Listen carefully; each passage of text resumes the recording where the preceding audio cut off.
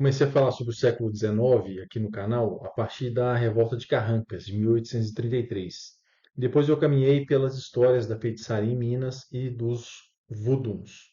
Agora, eu me valho de uma tese de doutorado de um autor chamado Roberto Martins. Essa tese foi escrita em 1980 e transformada em livro em 2018 com o título Crescendo em Silêncio: A Incrível Economia Escravista de Minas Gerais no século XIX.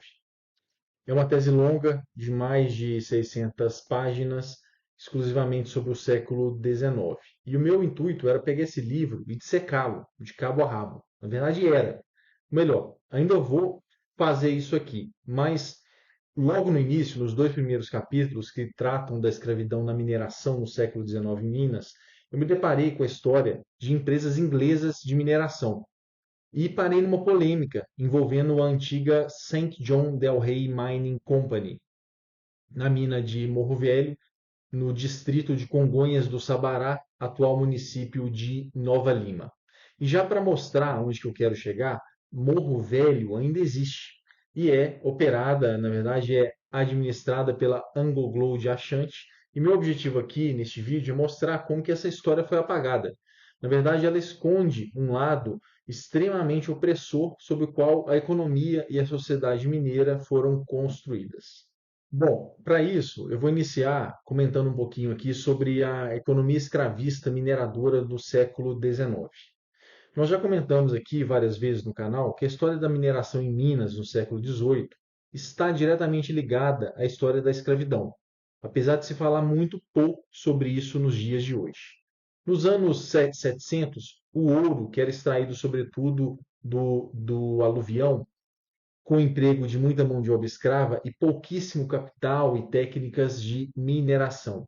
Então, a drenagem de escravizados dos outros setores e regiões da economia colonial acabou preocupando o governo português e, somando-se a isso, aquela ameaça de produção de alimentos que também precisava de mão de obra escrava para tal. O Roberto Martins estima que Minas Gerais, naquela época, representou entre 38% e 36% da importação de escravos no período de 1721 a 1740 e num segundo período de 1741 a 1760, respectivamente. E nós já comentamos que na segunda metade do século XVIII, a extração de ouro ela iniciou um período de decadência. E mesmo assim, a população escrava permaneceu sendo muito relevante em Minas. E depois nós vamos discutir isso com calma aqui. Bom, logo já nas primeiras décadas do século XIX, Minas Gerais não era mais caracterizada como uma economia mineradora. E por isso, que é o que me interessa aqui, houve um início de uma dissociação da mineração e da escravidão, que é a tese do Roberto. Bom, quando ele fala dessa dissociação, não quer dizer que não havia mais escravidão em Minas, e sim que a escravidão havia se espalhado para os demais setores da economia de Minas e não se podia mais explicar a dinâmica da escravidão em Minas somente pela mineração. E a partir dos levantamentos do barão von Eschenbeck, um engenheiro de Minas alemão que estava no Brasil contratado pela coroa portuguesa, o Roberto Martins aponta que o número de pessoas empregadas na mineração de ouro era estimado em cerca de 80 mil pessoas em 1750, que representava mais ou menos um terço da população da época, e isso teria reduzido bruscamente para 6 mil pessoas em 1820, o que representa 1,2%, que representava, na verdade, 1,2% da população de Minas Gerais em 1820, sabendo que a quase totalidade dessa mão de obra era escravizada. E, diante dessa decadência da mineração nos 800, a coroa portuguesa autorizou, em 1817, a formação de sociedades de ações para explorar a mineração de ouro. Eram empresas formadas por cotas que podiam ser compradas em dinheiro, na época a moeda era 1.000 réis, ou então com escravos. E logo após a independência do Brasil, em 1822, os ingleses, e com os vários benefícios firmados antes com Portugal e depois diretamente com o Brasil, os ingleses começaram a investir diretamente na mineração, aqui em Minas. E nas décadas de 1820 e 1830, o Roberto estima que cerca de 5 empresas foram constituídas para explorar as minas de ouro aqui em Minas, e dentre elas a Saint John Del Rey, que muito me interessa aqui. Bom, e com a seguinte ressalva: Mesmo com a redução do emprego de escravizados na mineração e com essa dissociação da dinâmica da escravidão e da mineração, os escravizados continuaram a ser utilizados nessa nova onda da mineração em Minas, sobretudo a partir da década de 1830. E por que aprofundar nessa empresa? Bom, porque ela foi a principal empresa inglesa em atuação na mineração de ouro naquela época. E ela continua existindo e operando até os dias atuais, agora com o nome de AngloGold Ashanti. Agora, sobre a St. John Del Rey, é importante a gente aprofundar um pouquinho na história dela. Ela era uma empresa inglesa criada em 1830 e que iniciou sua atuação no Brasil, na região de São João Del Rey. E em 1834, essa empresa adquiriu o complexo de mineração de Morro Velho, que fica atualmente em Nova Lima, que já tinha sido explorado por 50 anos antes como uma lavra a céu aberto, com pouquíssimo emprego de capital e tecnologia. E aí essa empresa transferiu as suas operações para lá. E, sem dúvida alguma, Morro Velho foi a mina mais relevante de extração de ouro em Minas Gerais naquela época.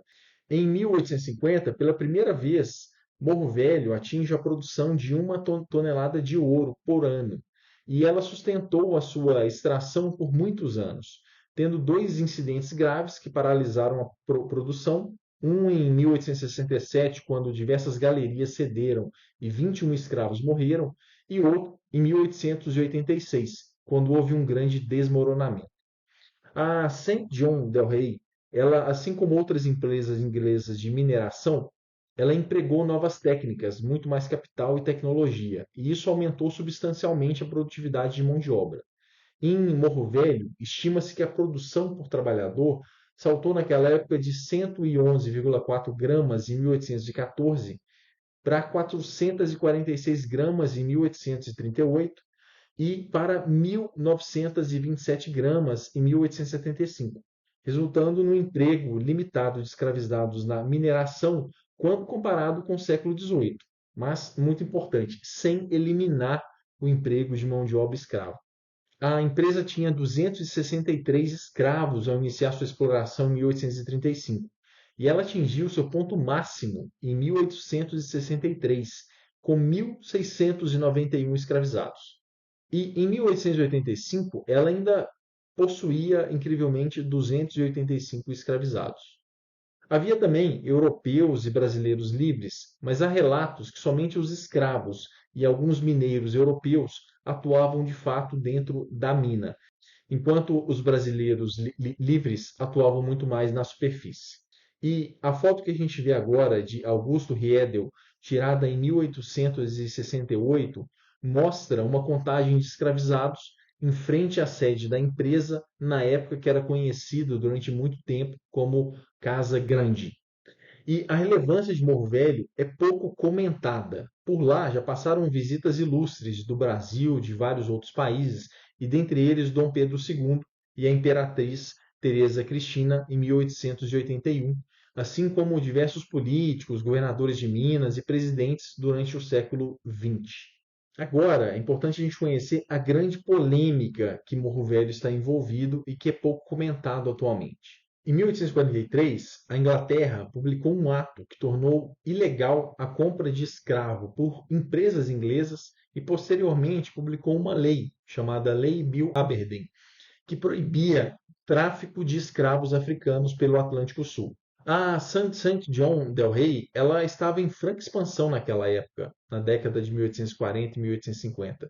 E ela adotou a estratégia, então, de entrar no mercado de aluguel de escravizados, ao invés de comprá-los. E com isso, ela incorporou escravizados de várias outras empresas e minas que atuavam aqui no nosso estado.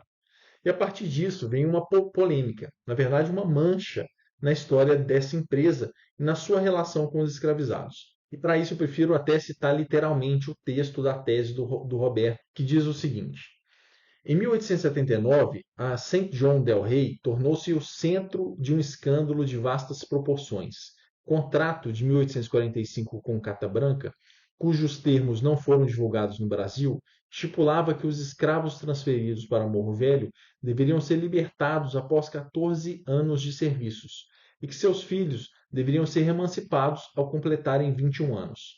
A St. John ignorou essa cláusula até ser denunciada no parlamento brasileiro por manter mais de 385 pessoas em escravidão por mais de 20 anos.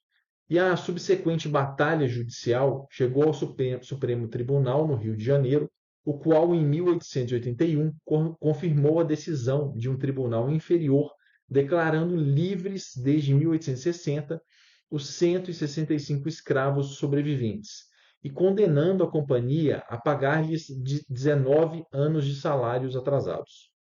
E os últimos 28 escravos envolvidos no caso foram libertados em junho de 1882. Bom, há uma discussão também da influência da França e dos Estados Unidos em relação a uma certa leniência da Inglaterra em pressionar pelo fim do tráfico de escravizados, ao mesmo tempo que ela fazia certa vista grossa para não prejudicar as suas empresas inglesas que atuavam aqui e também os seus interesses econômicos. E quem quiser saber mais sobre isso, tem uma longa discussão muito bem documentada. Bom, vale lembrar que o momento que culminou na abolição da escravidão no Brasil, em 1888, foi precedido de diversas outras leis promulgadas enquanto a St. John Del Rey Mining Company atuava. Eu quero dizer que é o seguinte, então havia um movimento e uma institucionalidade, não só no Brasil como fora, que contestava abertamente esse regime de trabalho forçado que foi mantido por essa empresa durante muitos anos. Bom, para nós, o que interessa aqui é que essa denúncia, essa investigação realizada em 1879 sobre a St. John Del Rey, ela de manter 385 pessoas em escravidão de forma ilegal, isso é um marco pesado. Isso é um marco que não é mencionado nos sites da empresa, também não é tratado no seu centro de memória em Nova Lima e até mesmo na cidade. E isso é algo que, sim, precisa ser abordado de forma direta. Isso interfere na relação dessa empresa com o território e com aquela comunidade. E eu fui atrás, encontrei um documento disponível no site da Câmara Legislativa do Brasil, com as referências aqui embaixo, de uma sessão presidida nesse ano de 1879, que foi conduzida nada menos que por Joaquim Nabuco, que era um político, jurista, diplomata, historiador e um dos principais abolicionistas daquela época, e que traz a transcrição completa da denúncia realizada em um debate intenso com os outros deputados e presentes. E eu cito aqui um trecho do Joaquim Nabuco que deixa claro a sua visão sobre esses 385 escravizados. Todos esses homens são livres. Eles têm no contrato seu título de liberdade, título evidente, indiscutível, que basta ser mostrado para tornar odiosa, impossível, criminosa qualquer ofensa à sua liberdade. E por meio de delongas judiciais, de processos, de trâmites, de sutilezas, estará no poder de quem quer que seja cometer contra eles a pirataria de um novo tráfico, de mantê-los no cativeiro indefinitivamente, de explorá-los como escravos de uma companhia extinta há 35 anos, matriculá-los no livro negro da escravidão? Bom, em 1881, 165 escravizados sobreviventes, depois dessa denúncia e investigação, foram libertados e a empresa então foi condenada a pagar 19 anos de salários atrasados. E no ano seguinte, em 1882, os últimos 28 escravos foram então libertados. E qual que é a nova face da St. John Del Rey?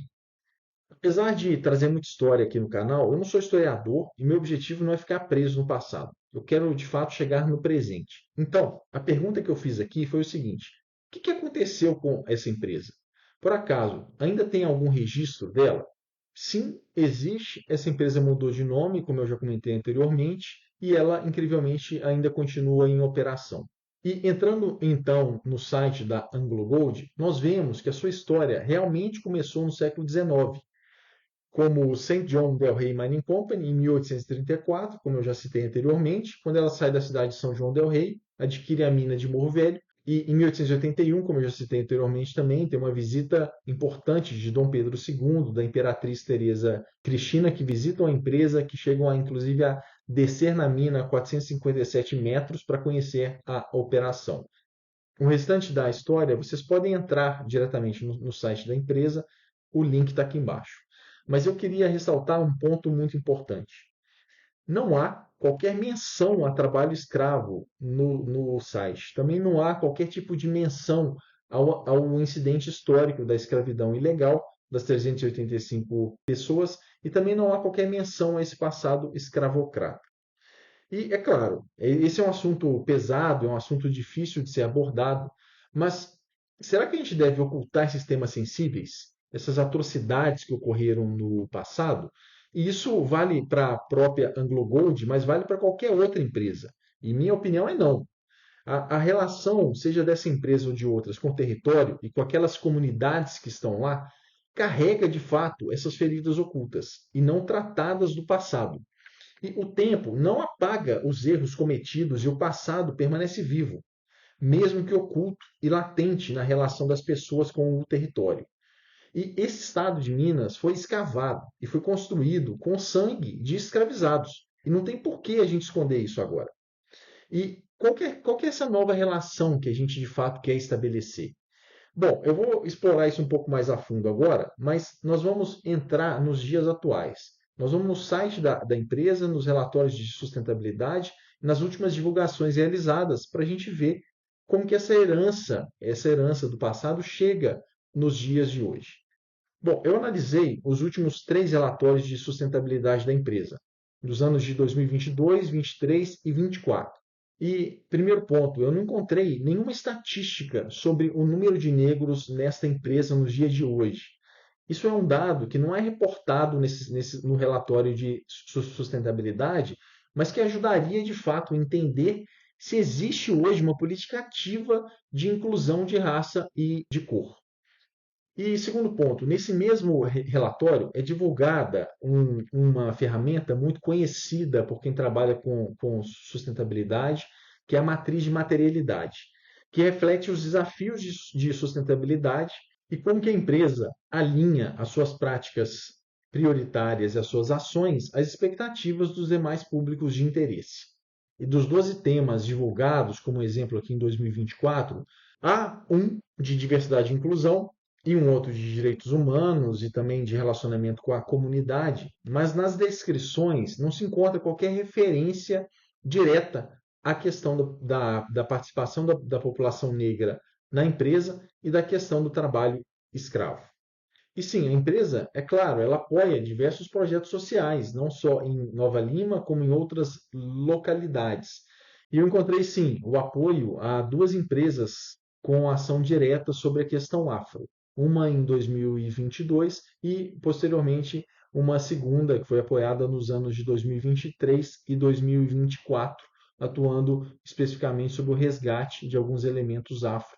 E mais recentemente, já em 2025, e ainda não incorporado nos relatórios divulgados de sustentabilidade, tem uma outra reportagem disponível nas referências abaixo que menciona um edital da empresa para exposição sobre o legado negro como reconhecimento e valorização cultural, com seleção e premiação de 3 propostas artísticas com valor de R$ 5.000 cada.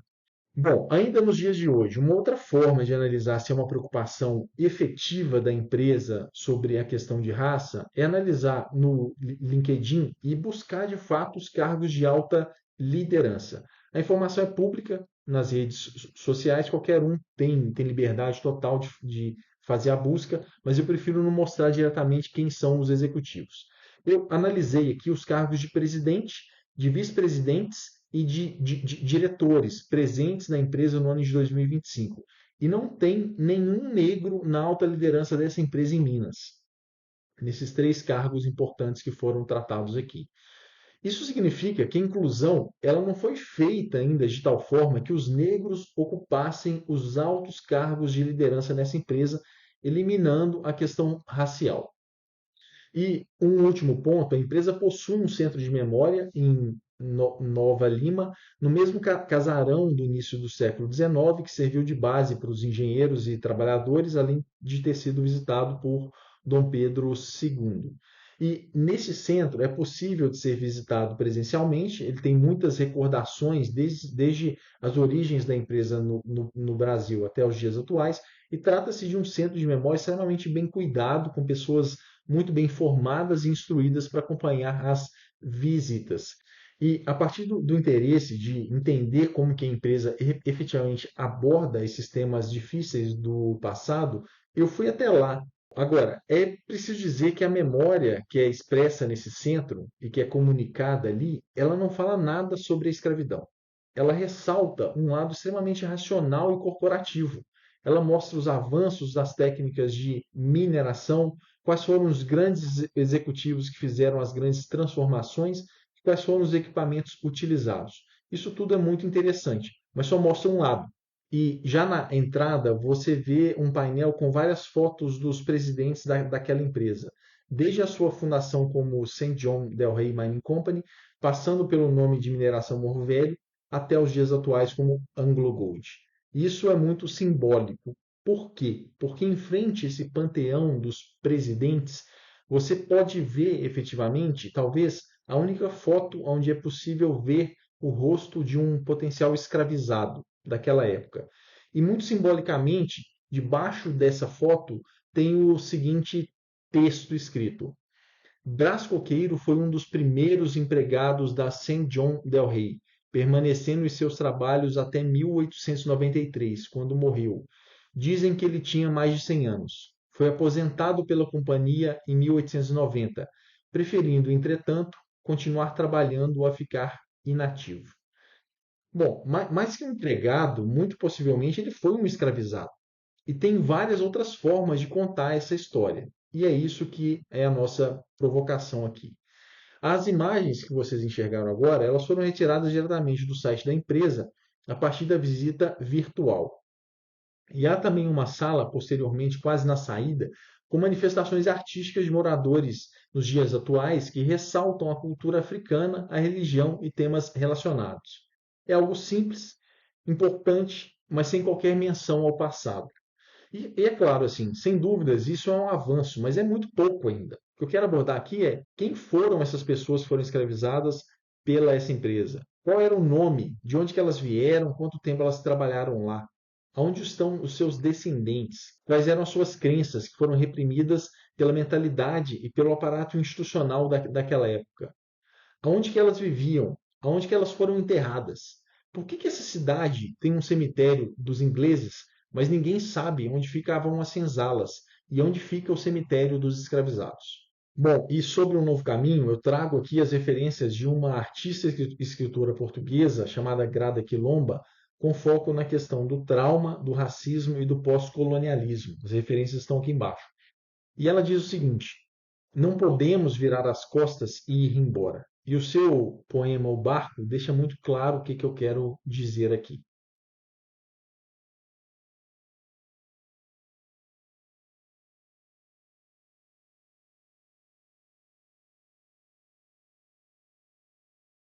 E o passado que a gente tratou agora há pouco não tem como ser apagado.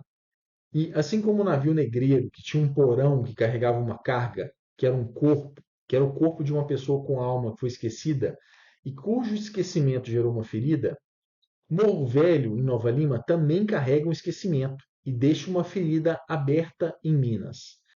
Permanecer em silêncio, não falar sobre o que ocorreu, não é o caminho para uma convivência harmoniosa com esse território, com os descendentes dos escravizados e com a comunidade local e com a sociedade de Minas.